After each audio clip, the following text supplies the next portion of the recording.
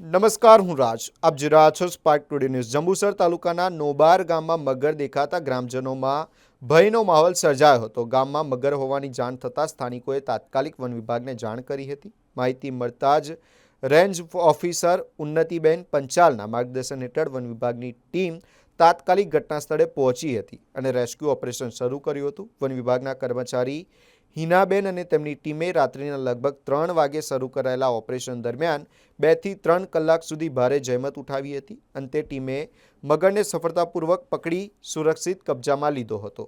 મગરનું સફળ રેસ્ક્યુ થતાં ગ્રામજનોએ રાહતનો શ્વાસ લીધો. સ્થાનિકોએ વન વિભાગની ઝડપી કામગીરી, બહાદુરી અને સતર્કતાને બિરદાવી હતી. વન વિભાગે લોકોને અપીલ કરી છે કે જળાશયો કે નદી નાળાની આસપાસ મગર દેખાય તો તેની નજીક ન જવું અને તાત્કાલિક વન વિભાગને જાણ કરવી.